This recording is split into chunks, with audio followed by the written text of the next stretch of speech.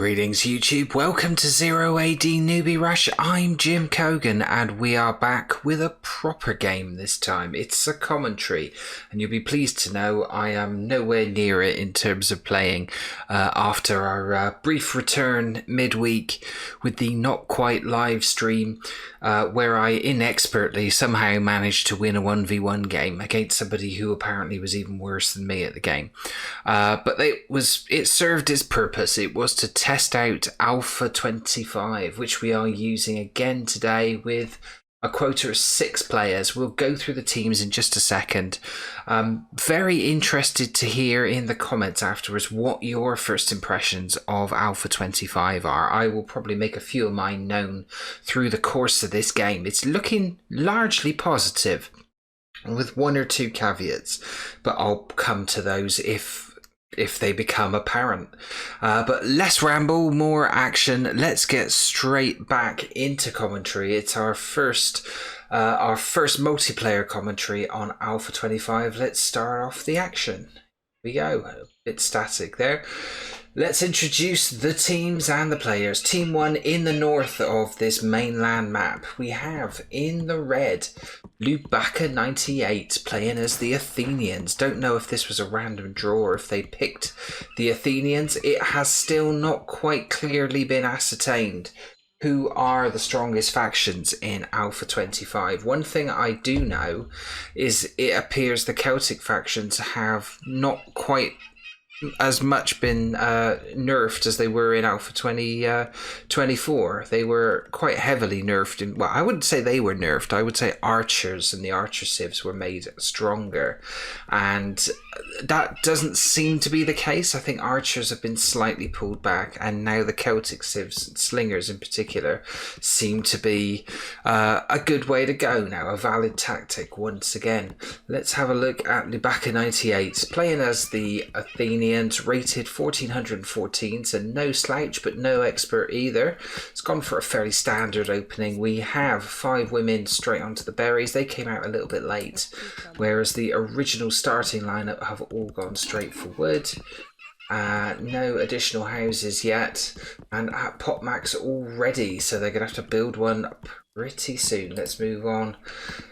In the far north, in the purple here, no, it's another one I can't pronounce. What is this? Decisive, that's what it's going to be. Decisive playing as the Morians, rated 1410. Morians, it'll be interesting to see if they are still quite the force that they apparently were in Alpha 24. I am looking forward to seeing this mix of civs. It's an interesting mix of civs. Athenians were pretty much everyone's weakest civ. That's the civ that Lubaka 98 has got. Bakizedu has got Morians playing in the purple there, rating 1410. Again, similar sort of rating to Lubaka. Very similar, in fact. It'll be interesting to see how they both do. But their big hitter on Team 1 in the green, playing as the Romans, it's Mortak, who I'm sure I may have covered in a game some time ago, possibly in the Alpha 24s. Mortak rated 1711. Romans, a somewhat maligned civ in Alpha 24 because they'd lost a few of their powers. Certainly the military camp no longer produced siege, and that roughed a few people up the wrong way, but the Romans physically and from the amount of weaponry and things at their disposal was still reasonably strong, if somewhat slow to develop. That's Team 1 in the north. Let's have a look at Team 2 in the south. In the yellow, we have Seath, rated 898. Seath, one of the few players in 0AD that I can beat. Good old Seath. But let's see. Interestingly, you will note that Seath is going for the auto train. Now, I spoke briefly about auto train. It's one of my favourite things in Alpha 25. I first came across it whilst doing this on a mod feature, which featured auto train, and I determined that auto train was actually cheating if you couldn't guarantee that everybody has it. Well, everybody's got it now. Seath is using it. I know he's using it because he's spoken to me about it, and I've told him about it as well. But Auto train, fascinating thing. You basically set off something training, you activate it, and then it produces these constant batches. In this case, batches of 10 women. So we will see how Seath playing also as the Romans does. He's definitely using auto train. Let's move along and have a look at the blue here. This is Zorro playing as the Macedonians, rated 1666. Great symmetry to their rating there. I'm sure I've covered Zorro before, sometimes back in the day. Macedonians, don't know much about them as a civ. Certainly don't know what they are like in Alpha 25. They were also somewhat maligned in the past. It'll be interesting to see if they have gotten any stronger. And rounding out Team 2, the big hitter for Team 2, Havran. Now, some people who've watched my previous videos will be aware of the curse of Havran. Poor Havran. I don't think I've ever featured Havran in the winning side. Great player though he is, rating of 1730. He's playing as the Gauls, he's playing as a Celtic civ. Not my favourite one, I prefer the Britons. But Havran, one of the elite players rated 1700 or higher. I consider anybody over 1700 to be a pretty elite player. I guess you'd have to put Mortak into that same bracket, although I don't know if... I honestly can't remember if I've seen him play before. I must have done. Not that many 1700 players around. So we have two in this game. It will be interesting. You would have to say on the bias of it, possibly Team 2 have a slight advantage. I think it depends how... oh, look at this. There's a bit of scouting going on here. I think it depends how well Seath holds up his side of the flank here. He's got the flank on left, facing off against Lubaka. If Seath is clever and develops well, then it could be a shutout on all three players. They could absolutely go north and kick their asses, but... this is going to be the interesting matchup. It's Havran against Mortak. Be very fascinating to see how they do. We're 5 minutes in, and clear and obvious leader in terms of overall population is Havran. You'll notice we have another mod here. This is not the Enrock mod. This is the sort of successor to it, also created by Langbart. This is the Boon GUI mod, the latest version of that. So it will make things like berries and stuff easier to see. Gives us this rather lovely mini map down here, very ornate, and it also gives us these stats. We may have lost a few from the previous Enrock mod because basically so much data was being pulled into the overlay that it had a bit of a habit of slowing the replays down. This does lead into one of my criticisms of Alpha 25 that we may well see here as we're approaching populations around the 70-80 mark. Havran still holding out the lead, 86. Mortak is just behind him with 70, although he briefly pop-capped himself. In terms of armies, it's Lubeka. He's got an overall army 25, that's 25 infantry, 29, and 1 cavalry. So we have supplementary units, that is women, priests, traders, all those kinds of things. We have army, which is basically everything military, and we are broken up by infantry and cavalry. And we've got one for siege. We don't have one for champions anymore, which is a bit of a bummer, but that may not be relevant in Alpha 25 games. The point I was making about Alpha 25, and one of the things I've noticed, is that it's quick. We are 6 minutes 53 in. Havran's almost got 100 units.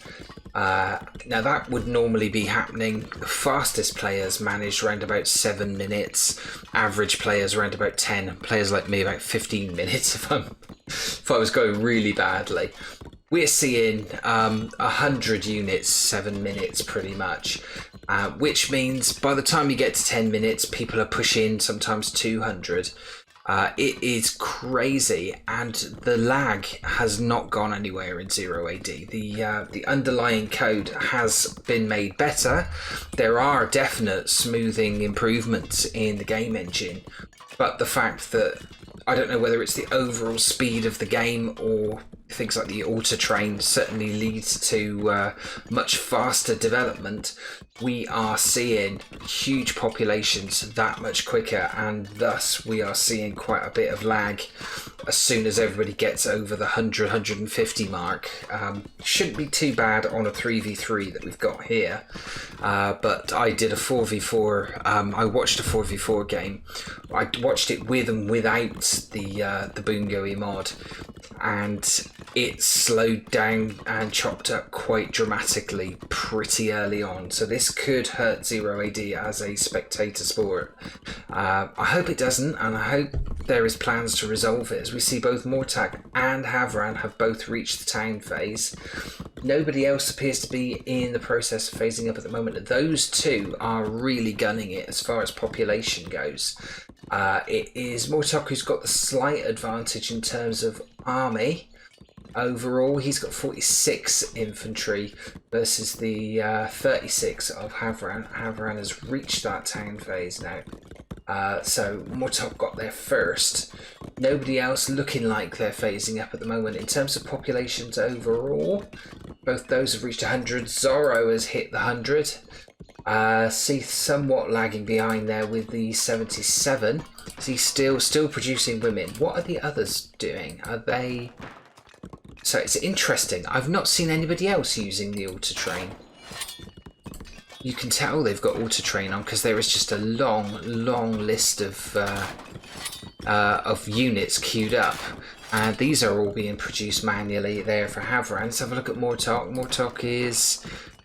Mortog is not using it either. That is a lot of barracks. Maybe it's a question of later in the game it comes into its own, where you just point all your unit producing buildings and set them off. Nothing being produced there at the moment by Bakizedu. Seems to be dropping back a fair bit there. Not much in the way of expansion. Hasn't phased up. Nobody else appears to be heading to phase up. I'm surprised by that. I can't understand why nobody else has really pushed the button on it. Interesting. Let's have a quick look at Lubaka 98. Also apparently not using the auto train, so it's only Seath so far. Seath is no longer Bakizedu has definitely dropped off the pace. Seath is really pushing it. Has he got barracks in full flow as well? He has. Only one of them producing, but that one is producing a steady stream of skirmishers. Are we seeing any expansions or any advancements?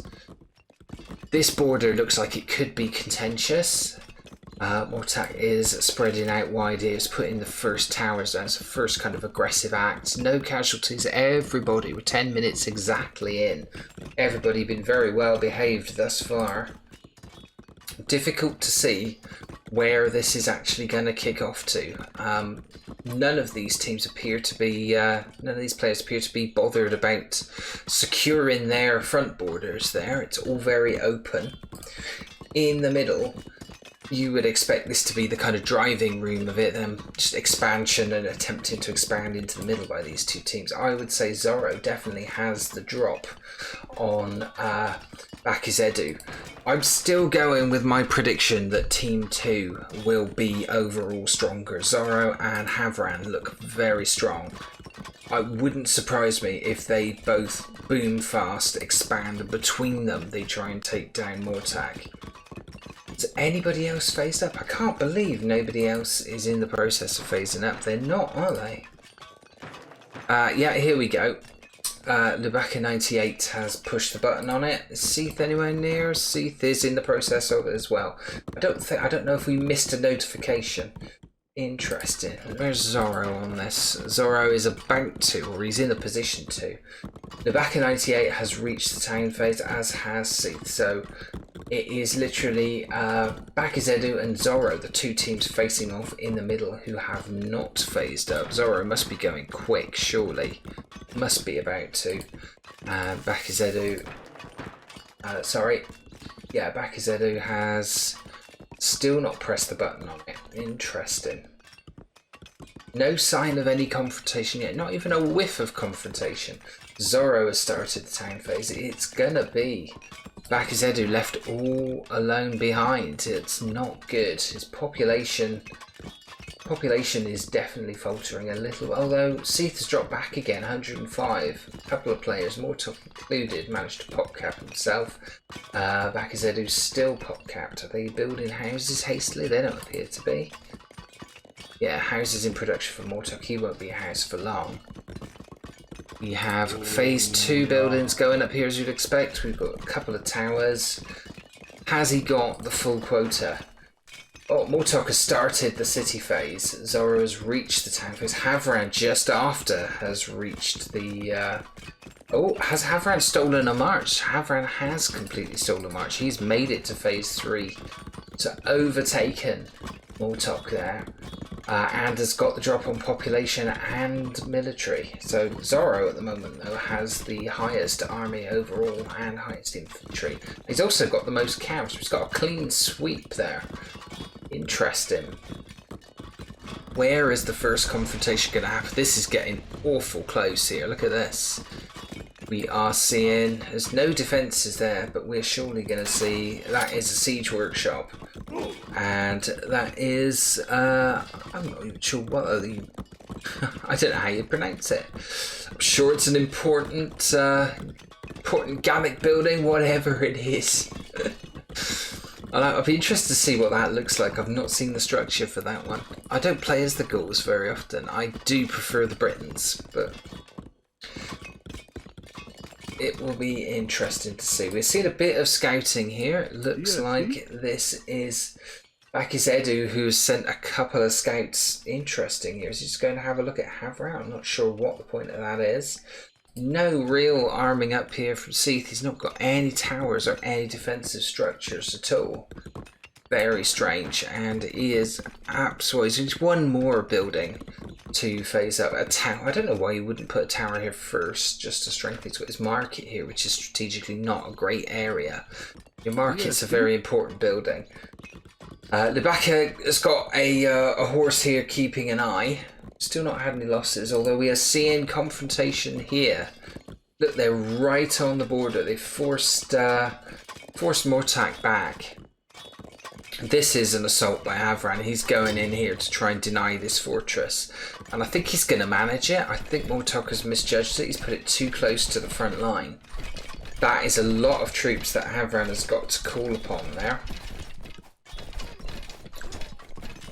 We are seeing our first casualties, but all the killing is being done by Mortok at the moment. It's 8-1. Havran could run out of troops here.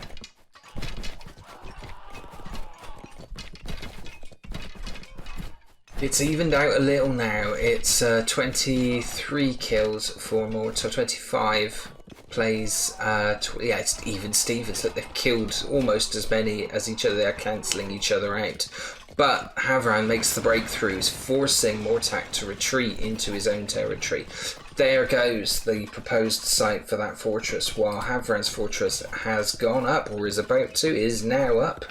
He's got the siege workshop right there. It's producing 3 rams at the moment, and he's definitely stolen a march on Mortak. That was quite a move.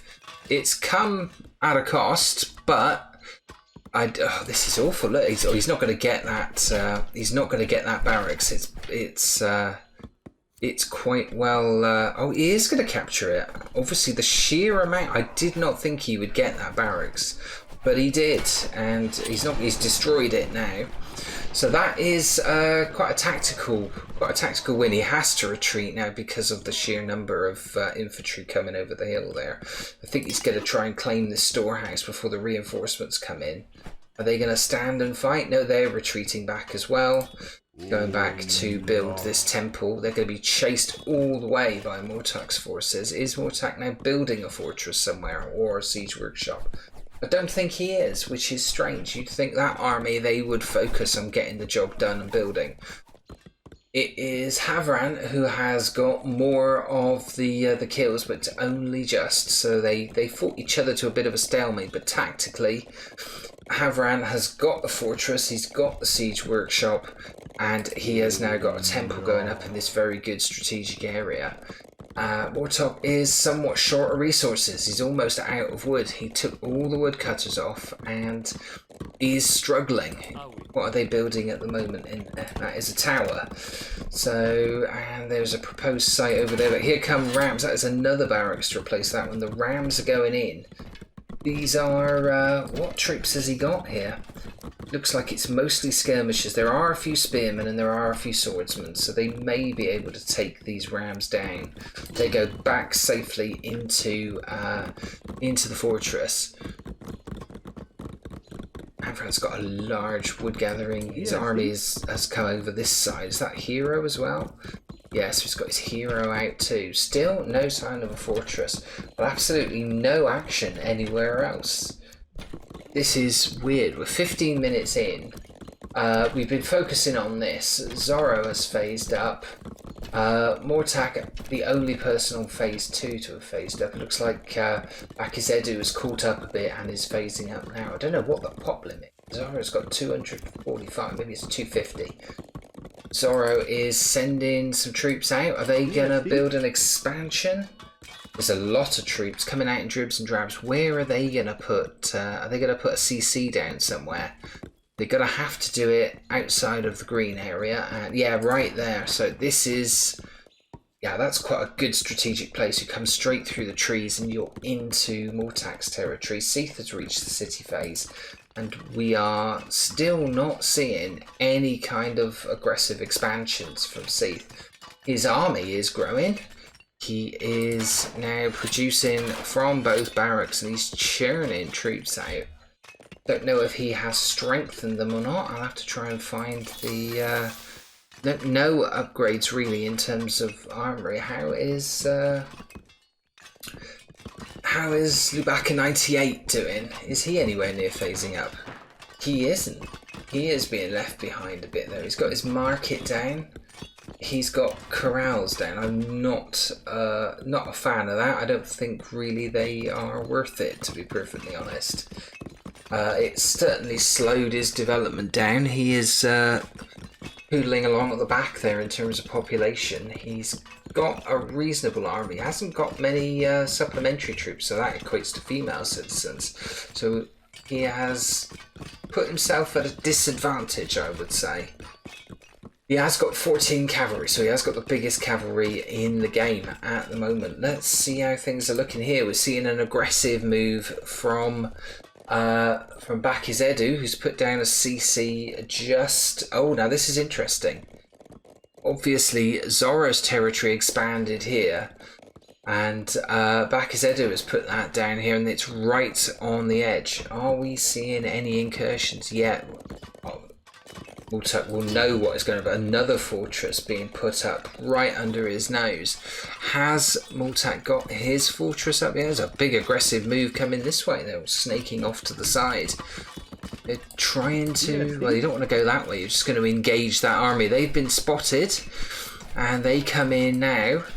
It is a proper mix of spearmen, skirmishers and swordsmen, and they are looking pretty mean. You don't want to mess with Mortak. Still not much between them, but that little incursion and attack has definitely won a few more casualties. But the Rams back out here, there's 8 Rams in reserve there now. But what have we got here? Catapults being made, a catapult being made, but generally quite slow. A couple of heroes are out. Whose heroes are out? Yeah, he's got a hero in the middle there. But it's going to be a defensive situation here for Mortak. He's got to try and stop these Rams. It's a whole cluster of them.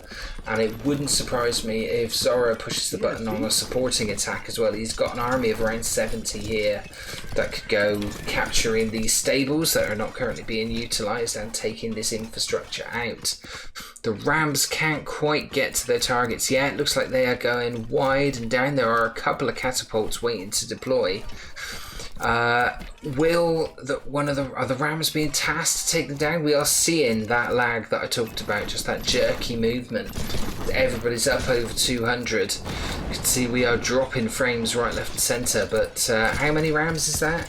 9 Rams, gonna make light work of anything incredibly quickly. That is another temple being put up all the time. Are we seeing more Rams here? Not at the moment. Looks like Havran has decided 9 Rams is enough. They are going for the fortress. The catapults are sort of pelting the people here. Mortok has got a lot of kills, 146 kills now. So Havran is losing units, but is inching ever closer to the CC. On this side, what have we got? We got any other conflict anywhere else? Not really. We are seeing some skirmish here. Look at this, there's a huge body count going on here. So Decisive has had his ass handed to him on a plate by Zoro. We missed all that. Looks like he came in and destroyed a few of these buildings that were in progress. And Zoro said, I ain't having that. And has basically gone in there and committed some kind of a war crime from the looks of it. And it's Decisive who's largely seemingly abandoned his expansion there. In the meantime, where are the Rams getting to? The Rams have not quite. That's one of Zoro's Rams coming through. Looks like Havran's attack has been sort of repelled. And now there is a counter-attack from Mortok. We've got Roman Rams coming in. And I'm not seeing much from Havran that's likely to stop them. There's a few spearmen, but they're being picked off here. Has Havran misjudged this? He has now dropped to the bottom of the population stakes here. And we're seeing a mass movement of troops finally from Seath. No siege. Where is his siege? Has he got a siege workshop? If he has, yeah, there they are. There is some. You've got to send the Rams in first, ideally, not just sacrifice a load of your troops on a tower, albeit an ungarrisoned tower. I think they might get captures here. Finally, we're seeing some reaction from Rebecca 98, but Seath is upon him. Let's have a look at the main battles going on over here, and indeed Zoro is now going in from this flank to kind of offset this big counter that is stalling now. So Zoro and Havran have fought Mortok back again, but look at how much infrastructure of Mortok's has been destroyed. The Rams can't quite get in, but they've cleared so much of this. They've got to take this one down. Zoro appears to have the resources there. Decisive is trying to rebuild. He's got a fortress of his own going up, and this looks like Rebecca 98, who's got an army here. Don't know what they're doing over there. Have they been called back from somewhere else? I missed where they came from. It looks like Seath has broken through. The Rams have arrived. Seath has got 98 kills in that time we were looking elsewhere. And Rebecca 98 appears to also be getting his ass handed to him. Seath has got that, he's got the tower, and he's got the temple. He needs to get people in that temple, because he could keep hold of that if he wanted to. He's already garrisoned the tower, so that's good play.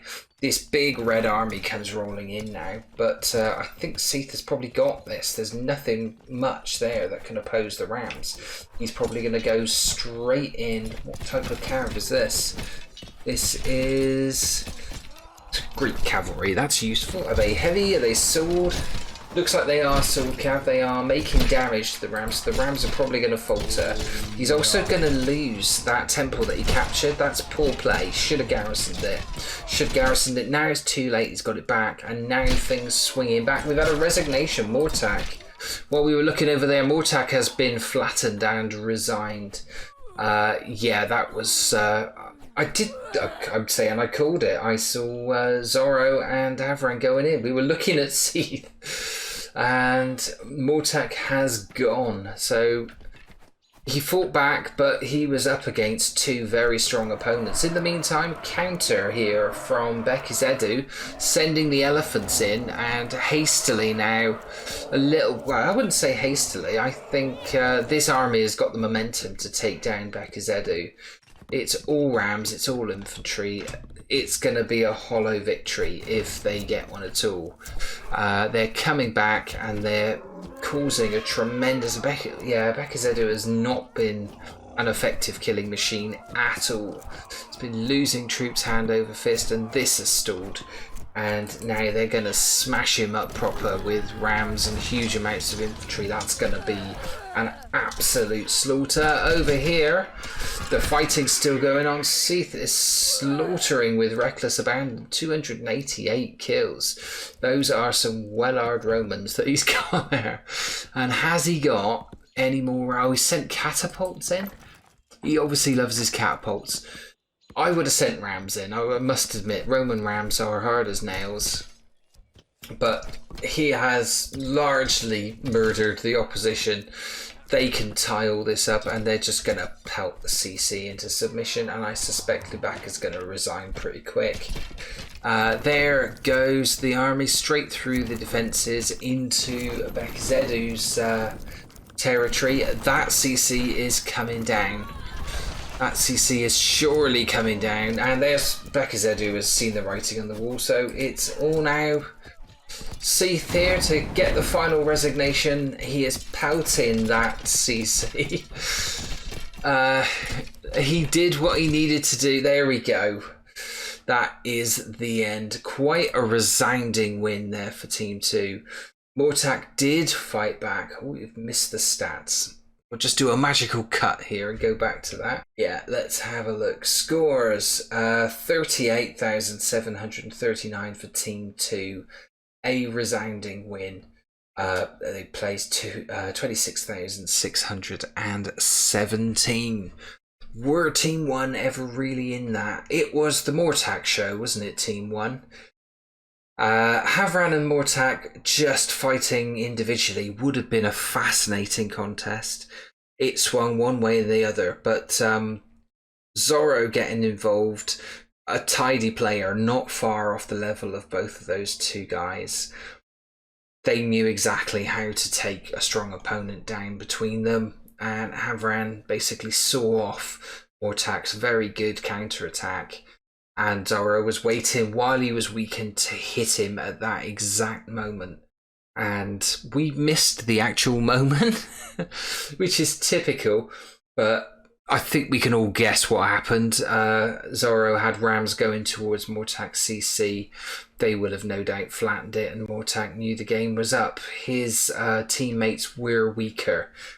Credit to Seath, who got himself a good score there. He was up against Lubac 98, who has a somewhat flattering rating based on that performance, but he was playing as Athenians. But fair play, Team 2, nobody let the side down. They were all pretty strong. Let's have a look at how they reached those populations, because this is probably the more interesting thing. We're going to look at the population rates. So they were hitting 100 from under 7 minutes there. I think Havran smashed 7 minutes, but Mortak wasn't far behind, nor was Zorro. So Alpha 25 definitely faster, but as you saw, round about, so when they started reaching the 200 mark, round about 15 minutes, the game really started slowing to a crawl. So the lag issues in the game engine, for whatever reason, whether it's slow players, I don't think it is. I think it is literally those, round about 150 units each on average on a team of 3 or 4. You are going to see performance issues in the engine, and it still remains, unfortunately, the Achilles heel to these bigger games in 0 AD.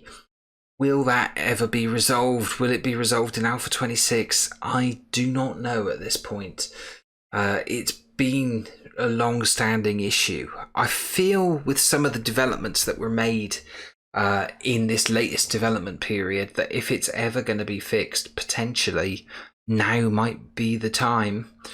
But I'm not hearing announcements to say the primary focus of Alpha 26 is going to be sorting this lag issue out. I think it is a bigger problem than that. I think it is a much more ingrained code thing in the entire game. I think it's going to be difficult with the team of volunteers. Everything else about Alpha 25 I absolutely love, even though nobody seems to be using it apart from myself and C. Autotrain has made a massive difference to the way that I play in terms of getting numbers out. Obviously, players like Mortak and Havran and Zorro are just really, really good at producing population anyway. So maybe it hasn't changed the way they play much. I haven't seen it change the way that many players have played from the few games I've seen. But in terms of how it looks, Alpha 25 looks fantastic. In terms of how it plays, certainly at the start of the game, it zips along. I still have concerns about the lag and the numbers when it gets up to 150 population for each team. We shall see what happens. But let's get back to the game. If we had to pick player of the game, I don't know who to give it to, really. I'm not certain. I guess on top score, I think I've got to split it between Zoro and Havran. Between them, they knew exactly how to take down Mortag. He was, without doubt, the threat. I was a little bit disappointed with Lubaka 98, and Bakazedu was a bit slow in his development, and when the fighting started, I think you'll see here kill-death ratio pretty pitiful. Fair play to Seath for getting stuck in there, and he did what he needed to do. He won that flank fair and square, and I got to have a game against him soon. Massive thanks to Seath as well for submitting that replay. It was a decent game, a nice short sweet one, that one, and that's our first Alpha 25 commentary in the bag. I enjoyed the game. I think tactically we will see probably bigger and better games, but credit to Team 2, to Havran, Zoro and Seath for pulling off that victory. Commiserations to Mortag.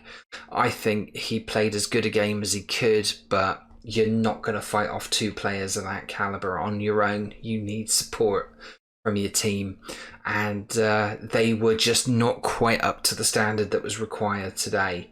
So congratulations Team 2, especially big congratulations to Zoro, Havran. Massive thanks to Seath for supporting the game, and I will be back with more games. I'm trying to keep the Sunday games going. Obviously we've had a big delay waiting for Alpha 25 to come out. There will at least be a Sunday game each week for the foreseeable. I don't know how many midweek games I'm going to have time to produce. I've got a few other things happening in the digital realm and in the work realm and in everything else. It's life and childcare and everything else. It's all a bit crazy. But Sunday games are here to stay for the time being. If you want to submit one of your Alpha 25 replays, check out the links and address in the video description. It's the same as it has always been. We want more submissions. At the moment, because Sunday games are the only ones that are running, don't mind if they're 1v1, 2v2 or above, or big team games. It would be nice to feature a few more 1v1s, especially good tactical battles. Usual rules apply. If it's a 1v1, try and keep it to under 40 minutes. Big team games, they can go on a bit, but hour to 1 hour 20 max, I reckon. Anything more than that, and I lose my voice while I'm trying to commentate on it. But massive thanks for all the people who have been messaging me, asking me if I was all right, because I haven't done a video for a while. I'm absolutely fighting fit. We are back with a new alpha. We are back with new games, new replays, lots of new features, lots of things to learn again in Alpha 25. It's great to be back, and I look forward to seeing you in the next one.